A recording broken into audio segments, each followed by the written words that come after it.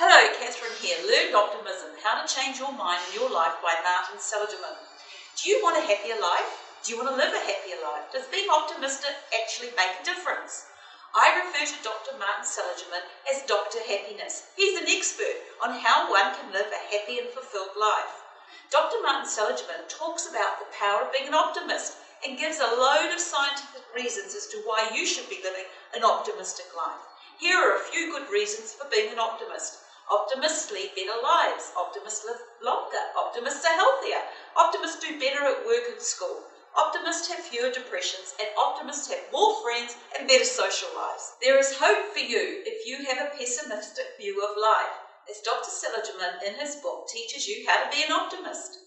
Seligman believes that optimism and pessimism are habits of thinking, and these habits of thinking have been learned throughout our lives. There are three dimensions of thinking that influence our beliefs and actions, either as a pessimist or an optimist. One is permanence, how long you feel the consequence of good or bad events.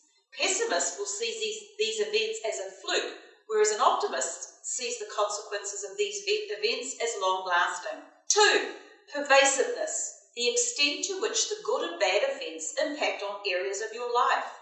3. Personalisation, the extent to which you blame yourself or others when bad events occur in your life.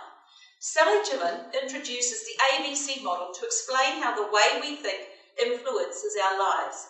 A equals adversity. We think about it and we form a set of beliefs. We form a set of beliefs, and these beliefs have C, consequences. The consequences are they that affect our lives. Keep an ABC diary that records at least 5 incidences in your life. The reason for this is so that you can start to recognise your thoughts and patterns of behaviour and the subsequent actions you take. The pattern you will see emerging is that your explanations for these incidences will either be pessimistic, which will lead to passivity and dejection, or optimistic, explanations which set off constructive actions and increased energy. Once you have that sorted, then you can start to look at changing the way you think. Seligman says there are 2 ways you can do this. 1.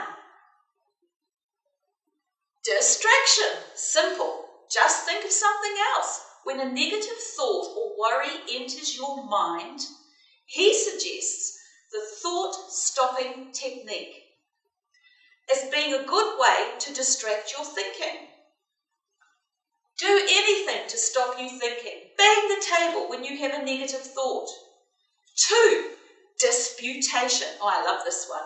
Just learn to argue with yourself and dispute your interpretations of the events or the problem. This method is really good at getting rid of negative thoughts. Argue yourself out of the reason or belief that makes you think negatively. So go out there and practice optimism for a happy life. Thank you, and reinvent yourself.